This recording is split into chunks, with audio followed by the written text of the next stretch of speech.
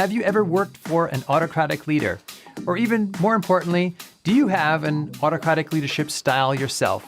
Let's look at the ins and outs.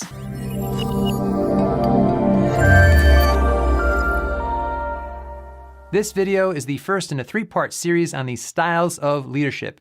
Be sure to take a look at the democratic and laissez-faire styles in the next two videos. Foundational leadership research started in the 1930s. Lewin, Lippitt, and White wrote an article in 1939 in the Journal of Social Psychology that many researchers still cite as the big first study that kicked off this area of research. Lewin and his co-authors asked the question in their study, is not the democratic group life more pleasant, but authoritarianism more efficient?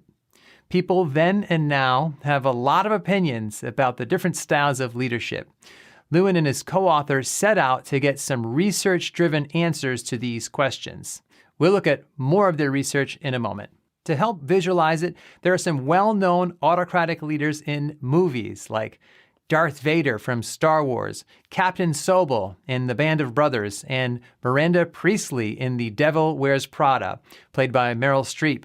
These are obviously exaggerations, but they all have autocratic tendencies in common. A basic description of the autocratic style goes like this. It is an authoritarian, boss-centered approach to leadership and management. The term autocratic is perhaps more commonly used than the term authoritarianism, but essentially they mean the same thing. These leaders assume full control of the group, the goals, and the decisions. These leaders centralize decision-making and power. Some researchers describe this approach as an absolute control approach for the leader over the entire operation. When it comes to communication, it's no surprise that they have a top-down approach and they dictate instructions, policies, and activities to the group, and they expect followers to comply. It's a control-compliance relationship. These leaders take little or no input from group members. They are not asking followers for their feedback. They make decisions based upon their own perspective of a situation. When it comes to decision making, I picture the autocratic leader coming into a room and just telling people what to do. In terms of how they relate to followers, autocratic leaders establish a high power distance between themselves and everybody else. There are clear, unequal power dynamics going on between the leader and the followers. And that's because these leaders rely heavily on their positions of authority. French and Raven call this legitimate authority. When you are an official manager, you have a job description that explains your official authority and responsibilities that come with that position. The autocratic leader's power, in other words, comes from their job title. In contrast, autocratic leaders don't rely on their strong relationships and influence to lead. You don't usually see autocratic leaders socializing and connecting with their followers in warm ways. They don't eat meals together with subordinates, for example. They don't get to know them personally very much. They distance themselves relationally from others in ways that show that inequality. So let's talk more about the research by Lewin and his co-authors. These authors did experiments leading groups of 10-year-olds, in fact. And to me, it's interesting that this research started with a teacher-student dynamic. If you think of the various teachers that you have had over your life, it's possible that some of them had an autocratic style. The children were put into a number of small groups, and they were asked to perform various tasks like making theatrical masks, painting murals, carving soap, and making model airplanes. The adults then acted as the teachers and used a variety of leadership styles with those groups: autocratic, democratic, and laissez-faire styles. The researchers then watched how the children responded to the different leadership styles. They also interviewed the children and the parents to get their perspective on how their experience was under each leader. So what exactly did they find? Well, this early research had mixed results, but it laid the foundation for how we still to this day think about autocratic leaders. Under autocratic leaders, followers were more aggressive toward each other. In some versions of the experiments, the children were 30 to 40 times more aggressive than they were under a democratic leader. This was at times a general aggression among all the group members, but was sometimes focused on one particular group member where, say, 4 members of the group ganged up on a person, a scapegoat, to the point where that participant quit the group. Participants tended to be more productive when the autocratic leader was watching them and directly supervising them, but there was usually a sharp rise in aggression when the autocratic leader left the room. In other experiments, participants were much more resigned and apathetic, and they didn't get aggressive under an autocratic leader. They basically shut down. So in terms of strengths and weaknesses, let's start with these strengths. This style can be useful when a quick decision, a decisive decision, is necessary. For example, when there's a crisis situation, there's not enough time to gather everybody together and get lots of feedback. Sometimes a delayed decision will be much worse than the leader just making a decision on their own. It's also useful when you have low-skilled workers who essentially need to be told what to do. And this aligns with part of what Hersey and Blanchard's model of situational leadership says. When a follower has low skill and low motivation, their model says you have to focus almost entirely on tasks and using directive communication. Also, when there's a leadership void and people lack direction, then it's better to have an autocratic leader. Also, if there's already lots of conflict, an autocratic leader can basically suppress the conflict among participants in the short run. This doesn't solve the underlying problem that's causing the conflict, but this style can be used to contain conflict in the short run. So autocratic leadership may not be your favorite style, but it is still a style that works under certain circumstances, at least in the short run. However, in the long run, many people believe that the drawbacks clearly outweigh the advantages. This is a very demanding and stressful style for both leader and follower. It requires constant hands-on attention because followers will wait to be told what to do. That's the norm this style establishes. The leader gives orders and subordinates comply with those orders. Most followers won't take initiative under an autocratic leader, and participants make more persistent demands for attention from autocratic leaders. So since followers are not taking action on their own, leading this way requires constant pressure for the leader and the followers. Also, followers will work hard when the boss is watching. That's true, which is a positive aspect of this. But they act out when the leader leaves the room, when the leader literally steps out of the room. Another problem is turnover, which is very expensive. Followers are more likely to exit a group or an organization when they are working under an autocratic leader. This has been shown in a 2004 article by Van Gut, Jepsen, and Hart in the Journal of Experimental Social Psychology. As we wrap up, my question is this: does this style sound like your leadership style? If so, clearly it can work under certain circumstances, but only under limited circumstances.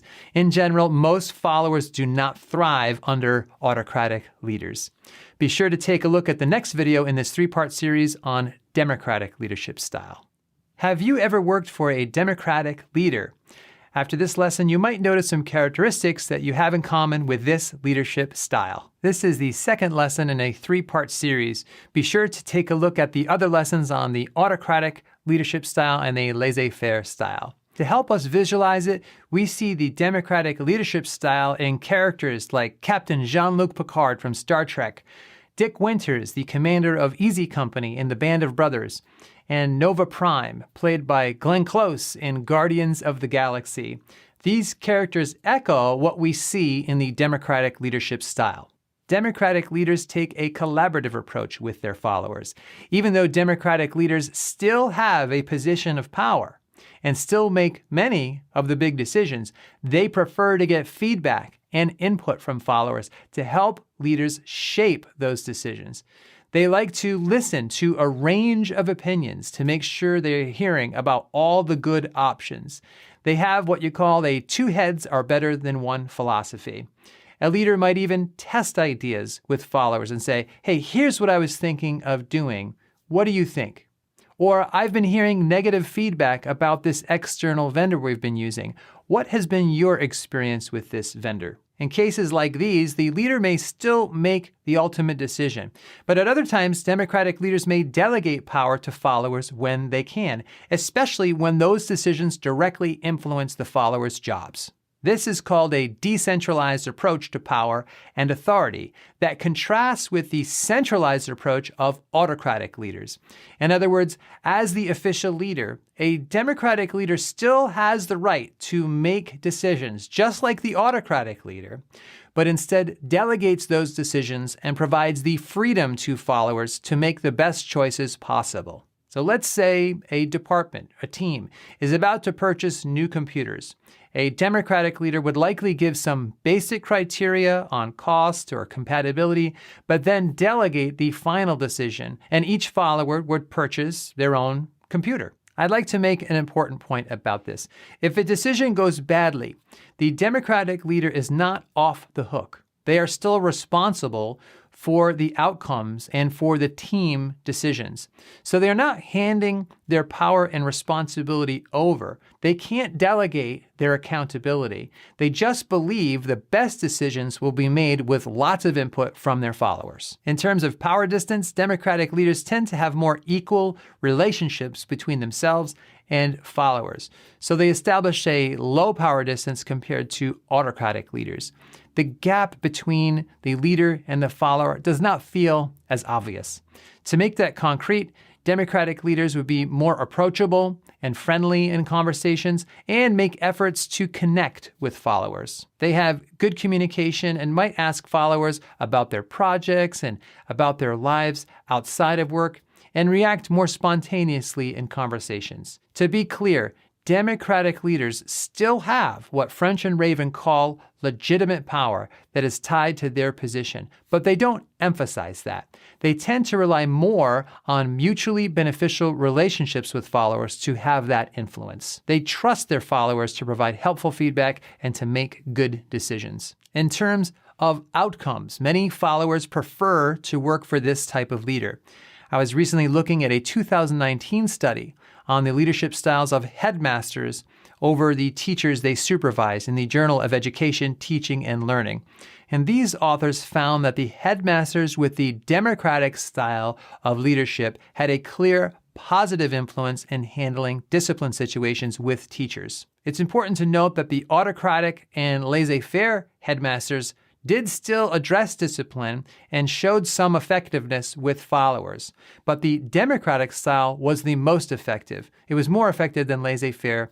And then lastly, autocratic leaders were the least effective. So those other styles still were effective, just not as effective as democratic leaders. Let's look at the ups and downs of the style. We'll start with the strengths. Democratic leaders tend to make high-quality, informed decisions. They gather lots of input, so their decisions are very likely to be supported and executed by their followers. Followers of democratic leaders can get more creative and innovative because they are given room to practice problem solving. Democratic leaders get consistent, long-term productivity out of their followers, and this is a key difference between democratic and autocratic leaders. When an autocratic leader leaves the room, their followers do not work as hard. In contrast, democratic leaders' followers work hard whether they are in the room observing or not. Followers are bought into the decisions, goals, and directions. These leaders have also good communication with followers, and not surprisingly, followers have a high satisfaction level when working under democratic leaders. In terms of drawbacks, we see mainly weaknesses in certain situations. So first, when a situation is high pressure and time is short, like a crisis, maintaining the democratic style probably will not help much. If something suddenly happens to an organization, it might be the best response is the quickest response. And sometimes that means a democratic leader is not going to be able to take a lot of time to gather input and feedback. They're not going to have the luxury of collaborating in a situation like that. I like to use the metaphor of professional sports. When there are just a few seconds left on the clock and your team is down by 1 point, that's not the time to have a long, democratic, collaborative discussion. A democratic style is not going to fit that situation. A second weakness shows up in the situations that sometimes require a judgment call on the part of a leader because consensus is not possible. And you may have to make a decision that fractures the harmony of the group for a while. A third weakness shows up when you have a follower who is not particularly trustworthy. So if the leader is a team player, but the follower is not, the democratic leadership style may not be as suitable for that follower. Overall, though, the democratic style is largely viewed as the most effective of the three styles we're looking at. Most research sees it that way, and most people with practical experience see it that way too. It doesn't fit all situations equally, but it's a solid leadership style for most people most of the time. So my question for you is, does this sound like your style of leadership? If so, you're probably off to a good start. Most followers will do well under your style. Just recognize that some situations may call for another approach. As mentioned, this is the second video in a three-part series on leadership styles. Be sure to take a look at the lesson on the autocratic and laissez-faire styles in those videos. At its core, the laissez-faire leadership style is about giving your people space to work so they can be at their best. And many followers like this style. But this style does not have the best reputation in practice, so let's take a look. We are at the end of a three-part series. The first two videos are about the autocratic and democratic leadership styles. And we're starting with some of the earliest research on this from the late 1930s by Lewin, Lippitt, and White. They did a series of studies on how adult leaders with one of these three styles interacted with groups of children to see how it worked out. A brief history of the term laissez-faire goes like this. It means let do or let them do it. It's a French term that was originally about how to handle the economy. At its root, it's about the government not interfering with the economy. Just let it go how it's going to go. Don't interfere. People in leadership studies took this sentiment and imported the term to describe the hands-off leadership style. These leaders back off and give followers lots of room and space and autonomy to make their own decisions and solve their own problems. Ronald Reagan, the president, was often mentioned as a classic laissez-faire leader. He once said directly, in fact, surround yourself with the best people you can find, delegate authority, and don't interfere as long as the policy you've decided upon is being carried out. In other words, let them do it. And because of this, some critics call this style a zero leadership style. In other words, some people say it's not really leadership at all. But I think there's more to this, as we will see. To make it more concrete, some examples of laissez-faire leadership on TV and movies would be Ron Swanson from Parks and Rec. He's a classic hands-off leader. He even says he has a libertarian philosophy, which is about less government. Michael Scott from The Office, at least some aspects of his style are giving people space to work or not work, as the case may be. But my favorite example is Frigga. She's Thor's mother in the Marvel Universe. But as I was looking into this, I noticed that there aren't a lot of clear-cut examples of the laissez-faire leadership style in TVs and in movies. And I think it's because it's a hands-off style. So on screen, it doesn't look like much is happening. It doesn't translate to the viewer as leadership behaviors when you're looking at it. It's not obvious like that.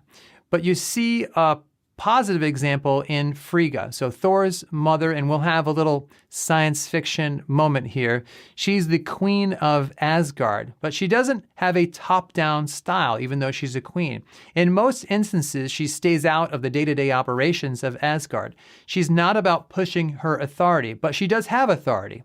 She just comes in at key moments, for example, to nudge Thor, or to counsel the king, or to encourage Loki. People come to her for guidance, and she helps them figure it out without telling them what to do. She's a bit hands-off. But these examples give you a taste of what it looks like in daily life. Compared to autocratic leaders and democratic styles, the laissez-faire leader will give some overall directions and deadlines and goals and resources, but they will then encourage you to do it on your own. They will have fewer meetings, they're less likely to check in on you for progress updates, and they're not going to observe you or watch you very much. It's a philosophy of non-interference. So when they do interact with you, they are more likely to listen and give some general advice and not as likely to micromanage you. They're not going to tell you how to do it. And this is because they have a lot of trust in their people. If you come to them for advice, in fact, they might tell you what they would do personally, but ultimately they expect that you'll take that conversation and go make your own decisions. And it can be a very empowering style in this way. Followers feel freedom, agency, and responsibility for their project. And that's really the whole key. Laissez-faire leaders believe that their followers are at their best and are most motivated by autonomy. Followers will do great if you just let them do it. So let's begin to look at whether or not this is effective. Many followers prefer this style compared to working with autocratic leaders. In Lewin's study, 70% of participants preferred the laissez-faire style of leadership. Only 30% preferred autocratic leaders. And in practice, some successful leaders use this style. Warren Buffett is currently the fourth wealthiest person in the world. He runs Berkshire Hathaway, and he's a laissez-faire leader. And he's famous for only scheduling about 3 or 4 meetings per month. So he's not watching people very closely. But he can do this because he has a key feature in common with most effective laissez-faire leaders. And it's a feature that Ronald Reagan mentioned. The best case scenario is that these leaders surround themselves with the very best people they can possibly find. If you're only dealing with followers who are the smartest, most educated, self-motivated, and competent people, then you really don't need to supervise them very closely. They know how to do it. They're excited to do it. So giving them space to do their work makes sense. But this style is not generally effective. There are lots of studies that say this amount of freedom can cause stress for followers. In fact, in Lewin's original study, some participants preferred working under autocratic leaders. These participants said about their laissez-faire leaders, he had too few things for us to do, and he let us figure things out too much. The ambiguity and lack of clarity can be stressful for some followers, but still, head-to-head, 70% of Lewin's participants preferred laissez-faire leaders over autocratic leaders. In the video on the democratic leadership style, I mentioned the 2019 study on leadership styles of headmasters over the teachers they supervised. The authors note that all 3 styles were effective in dealing with discipline issues. And when they ranked them, the democratic leadership style was the best, next was laissez-faire, and the last was the autocratic style. But they were still all effective to some degree. So yes, leadership in the laissez-faire style can be effective, but it may not be the most effective in most situations. Let's clarify a few misunderstandings about this style. In the real world, no effective leaders are completely hands-off. That's really not leadership. No leader can avoid accountability. The leader is still on the hook for results. So laissez-faire leaders still expect results from their followers. At minimum, they establish goals, milestones, and provide resources to help their followers move forward. What makes them different from the other styles is they leave almost all of the day-to-day execution up to their followers. Another point of clarification is that this style sometimes has a bad reputation because people make a huge mistake and they think it means lazy, which it doesn't. Lazy is a common word that means a person is unwilling to work hard. The words just sound similar. But laissez-faire, again, which is French, has an entirely different motivation. It's about providing autonomy to your followers so they can work on their own. A summary of the pros and cons goes like this. On the positive side, and there are some positives, it works great in some situations, namely when your followers are highly motivated, skilled, and educated. If you're leading high-end engineers, doctors, lawyers, professors, and other top-flight professionals, then it can work really well. It can work well in creative industries where people are driven. In these situations, the laissez-faire leadership style can be very satisfying for followers. It can be very motivating because followers can lead a more creative life and in the workplace and think of solutions that the leader might not think of. It also requires less top-down pressure and direct supervision, so it frees the leader to think about the bigger goals of the organization. On the negative side, it only works well in specific situations. So the big criticism is that it results in low productivity in most cases. For many situations, followers do not use the autonomy mainly as a way to be more productive. It's not useful when competence and motivation are low. Ambiguity is another big problem. Followers can get really stressed out when they are confused and lack direction, and the laissez-faire style is not going to help much in that case. It also involves other risks. If your followers are not doing a good job, it might be that a hands-off approach doesn't help you notice the problem. It can also create more rooms for undesirable activities like bullying or conflict that you don't notice. Some people will take advantage of this freedom and autonomy, in other words, to do things other than working hard. In some, the laissez-faire leadership style can work in an ideal situation, but when real problems do come up, leaders should really adapt to the situation and take a more hands-on approach when needed. So feel free to watch the other two videos in this series on the autocratic and democratic leadership styles.